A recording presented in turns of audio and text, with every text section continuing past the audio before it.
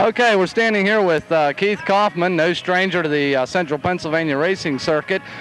Keith picked up a World of Outlaws win last Friday night at the Williams Grove Speedway, and all the Port Royal fans are really happy about that, Keith. Well, it's a good race, and it's good to win those kind of races. When the Outlaws are in this area, you know, a lot of people, they expect big things out of you and the other drivers that campaign cars here during the season. When they come in, is there any special preparations that you got to go through? I mean, do you really get meticulous about the car, checking every nut, every bolt, or is it just another weekend's racing? Well, really, it's just another race. You know, we try every time we go to the racetrack to go there and win, and the only thing we really had to do was put a different motor in and run with them. That win Friday night, of course, bumps you even closer to the Lynn Paxton record, and people are beginning to talk more and more about that as the weeks go by. You're getting closer. Do you ever think about it, or doesn't it really mean that much? I mean, well, we're not there yet. Probably when we get there, then it'll mean something. But right now, you just got to take them one race at a time. One race at a time. Who's actually turned the wrenches on the car this year? I know you had Sanders early last year, but whoever's doing the job is doing a tremendous job. Who should be getting the credit for that? Well, Matt McGregor, he's my mechanic. He works full time on the car, and during the week, him and I work on it all the time, but he does most of the work, and he deserves a lot of credit. You're spending some hours down at the shop then as well, too, right? Oh, yeah, a lot of hours. I thought this was a picnic thing. I thought you didn't have to do nothing, just get in and drive. No, it takes a lot of hours. We probably work 10 hours a day, 7 days a week, and sometimes even more when we race. 60, 70-hour-a-week job then, right? Oh, yeah, at least. Yeah. Watching the Indy 500 last night on television, I thought about you when I was watching those cars. Do you ever entertain the thought of racing a car, an Indy car like that? Is it a goal that you have, or how do you feel about that, Keith?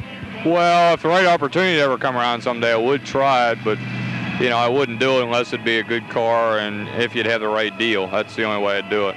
Yeah, I can't blame you for that. Well, for now, Keith, we want to wish you lots of luck here tonight. We look around the pits, we see quite a few cars in here tonight. Who would you say will be providing you with the most competition here this evening? Well, there's a lot of good cars. I see Wolfgang's here, you know, just a lot of good cars. So it's anybody's race right now. Okay, Keith, we want to again wish you luck, and you know, we hope we see you in the winner's circle. It's been a pretty regular thing, you know. You've been coming in every week here, picking up a win. What do you have, 5 now? 4? 5? I think 7. 7? Jeez, I lost count of them. Okay, again, Keith, good luck to you. I hope we see you up front tonight. Thank you. You bet.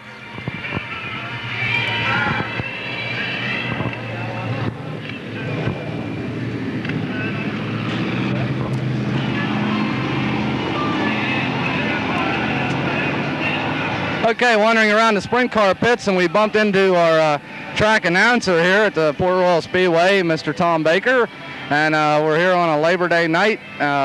Lots of cars in the pits. It looks like we're going to have an exciting race here tonight, Tom. Should be a real good show. Wolfgang's here. Bobby Weaver's back. I understand Bobby's coming back to stay here at Port Royal. Is that right? That's good news. That's what I heard. I don't know what's going on. He was here, Saturday night for the first time, and got 5th place, and he started cleaning it back because he had to change cars. Yeah, that's right. Him along with Jimmy Nace, who started on the rear several times. Jimmy had some problems. That's unbelievable. I just telling them, I said, they ought to do like the Amish do and run steel wheels. I have never saw in my life where one driver had 3 flat tires in one race. I mean, that's unbelievable, and he was flying. And still came back to record a 3rd place finish. Hey, that's a credit to Jimmy. I mean, you know, when you go to the rear of the field and come back 3 times after 3 flat tires and still finish 3rd, that's almost about the same as a win in my book. Well, the racing's been really good to the fans here at Port Royal the last few weeks. They've seen some really good young talent come along in the form of the Esch brothers. Of course, Todd Schaefer, I know him well. He raced karts successfully for a number of years, national champion, in fact. This young blood's coming along, and I think it won't be too long that we'll be seeing some of these younger fellas give some of the old veterans a chase for it here. I think you've already seen it with the Esch boys. It's Johnny Martin is going to be a super chauffeur, super good. Todd Schaefer's coming into his own. I got to wonder what the super drivers are feeling, like guys like Keith Kaufman, which Keith is no old man. I think Keith is 33. But when you have a guy like Keith who is approaching Glenn Paxton, the all-time career wins column, and then you have a guy like the Ash Boys, Johnny Martin, more or less saying, hey, move over. We want up here too, you know. That's right. That's right. What does the Speedway have coming in the next coming weeks? Maybe you know better than I. Okay, on June 19th, we have a special race. That's a Wednesday night show. It's a Sprint Car Invitational. It's going to be similar to that one that Bobby Davis had won here last year. Now, that's a 30-lap race, $3,000 to winner. There's going to be a ton of lap money in that. If you remember last year, Bobby Davis Jr. come in here and walked out of Port Royal with $12,510. Now, that all depends. This one here depends on the lap money. I have been informed there's a ton of it there, and they're still coming in. That's great. That's great. You know, there's the Ted Johnson, the outlaw entrepreneur of sprint car racing, I guess you'd say. But, you know, not taking anything away from his organization or him, they've done a super job across the nation getting sprints recognized as a major motorsport. But, you know, we're a little spoiled here at Port Royal Speedway. We see this kind of talent in front of us every Saturday night, and I really don't think that, you know, you can sell an outlaw show real easy in the Midwest, okay? I don't think it's a real marketable product in the central Pennsylvania area, and I hope I'm not getting myself in trouble by saying that, but we have such super racing here every week, right, Tom? Yeah, and I hope I'm not going to get myself in trouble saying this. Ted had a marketable product at first, a very marketable product, but then when they first came into central Pennsylvania, it was run what you brung. Now it's run what we brung. Like the last couple of years at Syracuse, the drivers of central Pennsylvania have really been handicapped because they've had to run the outlaw rules. And like this is the first year where we had a 467 cubic inch limit and the outlaws went to 410, and we were all going to stay the same, but it didn't happen that way. And when you like last year, Kauffman and all the guys ran here ran wide open. I mean, that's all they knew, wide open engines. The only rules we had was the safety rules. And then you come in on here and you run a big show like up at Syracuse, and it's off the board. I don't like it. Well, Tom, we're going to have to go. We got a car right here beside us. I can no longer hear you, so we'll wrap it up. It's been fun talking with you. Thank you. You bet.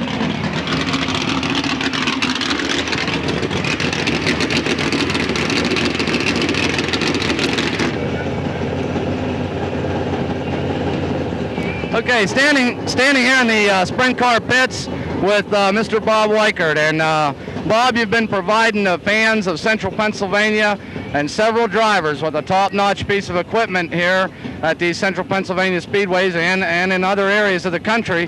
How does it feel as a car owner now, providing such a top-quality machine week after week after week? Does it ever get tiring for you, Bob? You must really love this sport. Well, I'll tell you, I got a hard business and it keeps me busy 7 days a week. And to keep myself, I guess it's changed a little bit of stride in my life. I said I have to have a hobby. So this is just a hobby with me. But I'm going to be here and I'm going to say this. I got the best team that's ever been put together in sprint car racing, bar none. Well, I know that you couldn't buy a better car, I'm sure. And you're not going to find a better driver than Doug Wolfgang. And when you consider that you have the Browns working with you, I would have to agree with you wholeheartedly. Yes, indeed, Mr. Weikert, I would say you do have the best that can be gotten. Do you ever feel any sympathy for some of the other drivers that are coming up through? Because in a sense, you, Mr. Hamilton, and a lot of the other car owners do kind of set the standards, and it's a high standard. Well, there's a lot of these guys in these pits here tonight that I've helped over the years, and I'm still helping them, and I'm going to keep on helping them. There's a lot of good young guys that's going to come on, and fellas like Stevie Smith, and there's just a lot of young talent. But I want to go out and win. That's why I got a guy, professional, like Doug Wolfgang. You can take him any kind of a racetrack in the United States. When he's not winning, he'll run second or third, and that's what I'm after. You don't come to the racetrack to finish in the back, I know that. Down over the years, Bob has had many great drivers drive for him. Kenny Weld, Keith Kaufman, Bobby Davis Jr., and the list just goes on. Randy Wolf. Can you add any other names to that list, Bob, as you recall? Well, Paul Pitzer, and if you check the records, they were all winners. I took Randy Wolf when nobody wanted him. We won 9 features one year. I took Bobby Davis when nobody wanted him. We won 26. And so on and on. And I tell you, if you furnish them guys and help them, you got to be a good car owner. You can't get all mad and shushly if they wreck them. You got to work together. It takes a team. Well, they've been putting out a real good team effort. Doug has had some wins on the circuit here. Finished a close second behind Kauffman at the Grove on Friday night. Believe me, when these cars are running tight, side by side, it's only a hundredth, a thousandth of a second that separates them on the speedway. Well, that's true. At Williams Grove, it was a one-groove racetrack, and Keith was lucky enough to start on the pole. He got up on the cushion where we like to run, and we just couldn't pass him. But at Hagerstown last night, that racetrack, you could go all over it. And we seen one of the best races. I only run second, but it was one of the best races I've seen all year. Okay, well, we'll let you go, Bob. We know the crew's over here working. They're very busy. We don't want to take too much more of your time. But, Bob Weikert, we just want to say thank you for all the years of racing that you provided us with here. And believe me, nobody should ever boo a Weikert car when it pulls in the winner's circle. Well, you know, you have the same thing. I have it in business. I have people's jealous and envy of me. You have it in a race car, but it doesn't bother me. Well, if it wouldn't be for the Bob Weikerts and the Al Hamiltons and some of these people that have gotten into the sport, believe me, we wouldn't see the quality of racing we're seeing. You know, while you have me here, I'd like to make a statement. Al Hamilton and I are real good friends. Keith Kaufman and I are real good friends, and I just love to race against them. I mean, it's a toss-up who's going to win when both cars are right. And I think a lot of both of them, and if they beat me, it's okay. And that's the way it is. I'm sure. A very classy gentleman, Mr. Bob Weikert. Thanks, son. You bet.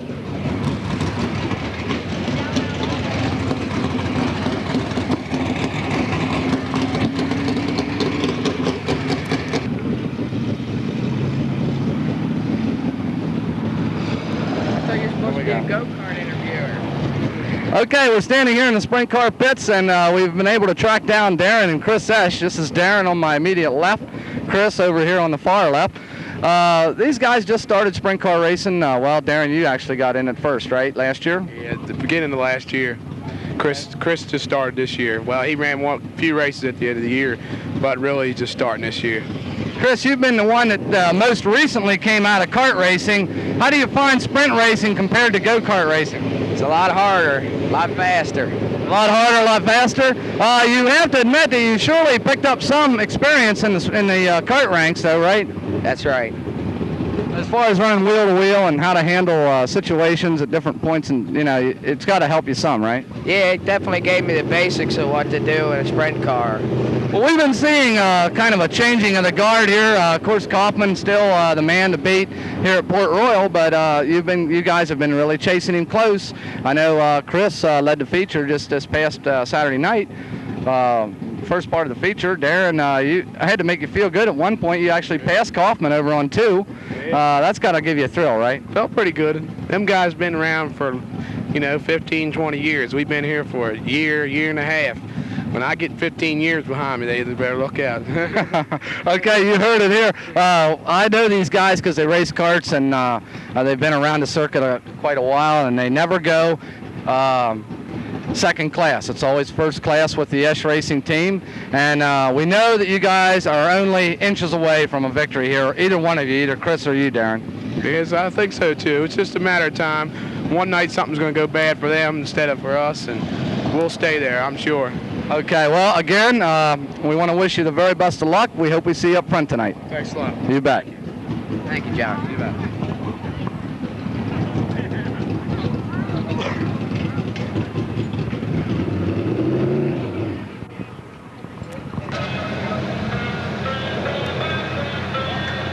Okay, standing here with Tai Scott in the Tai Scott pits. Tai, you've been running really strong here at Port Royal. A couple of weeks ago, led the feature. past the halfway point. Last Saturday night, or the other Saturday night, had lost a right front tire down in turns 1 and 2. You were going strong. And we feel as though it's just a matter of time here until we see a Tai Scott win in the record books. Well, a lot of us hope so too. I mean, we got a lot of guys doing a lot of work on the car, and I can't thank them enough. You know, I mean, a win for me would, I know for them it would probably be even more. You know, because they've been with me when we've been struggling, and we're still struggling. But it would be nice to get a win. You know, just to keep everybody's spirits up. We're trying, we're working on it, and we've got a lot of guys spending a lot of time on the car, and I'm trying to learn how to drive it better. It's something that I'm inching towards, you know what I mean? There's a lot of great drivers here in Williams Grove and all the other tracks we race at, and it's tough, you know what I mean? They're going, you know what I mean? Like Keith said, there's a lot of guys here with a lot of good equipment, and maybe they're not quite getting out as most of them out of the car as he is, you know, and I believe a lot of that's true. Because it takes a lot of savvy to get the car handling right and to drive it right. It's not just one or the other. It's a combination of things. And Hench and I are working at it. And Dick Hench here from Newport, and a lot of other fellas along with us. You know, Frank Callery and Tom Barry and Gary, and we got a whole gang of them. But I mean, well, I know that there's here at Port Royal. It's been said that there's not really many cars at Port Royal, but gee, whenever you look down through the starting lineup, I mean, you got Kauffman, you got Wolfgang, you got the young Esch brothers starting out, Maynard Yanks, you got Randy Wolf. I mean, when you start looking down over it, I mean, we're talking track champions, young lions that are coming into the sport that are got new, fresh equipment, lots of enthusiasm. I'd say Port Royal would have to be one of the toughest places to win a feature at right now in '85, wouldn't you say? I believe it. I mean, I'm here to try my damnedest to win one. I didn't win one yet, but I mean, you look around, I mean, they got a lot of tough competitors. I mean, and it's just, I can't understand why they don't get more cars, but I'm not into this that much yet where I can't figure out why they can't get more cars here. They pay good money and they put on a good show. And do you feel maybe some of the drivers feel a little intimidated by the presence of Kauffman, Wolfgang, Maynard Yanks? Do you feel they feel intimidated, particularly Kauffman and Weikert, or the Wolfgang car? Well, that's possible. I mean, you know, it's if you know you got to go to the racetrack and beat them to win a race, you know, I'll tell you, you got your work cut out for you. And I mean, but I'll tell you, in another way, the way I look at it is, if I want to race a sprint car, I want to be able to know I can beat. I want to be racing against the best, so I know how much I got to do yet to get me a win. You know. Exactly. It'd be a sweet victory to win one with these kind of guys racing against you. Yeah, I don't want to just. I mean, I like to win a race, but I mean, I want to win a race that I know I beat somebody too. You know what I mean? Well, that's what these guys are made out of, and Tai Scott, I'm sure you're going to see him in victory lane, and it isn't going to be too much longer. Good luck to you tonight, Tai. Thank you very much. You bet. I think we're up.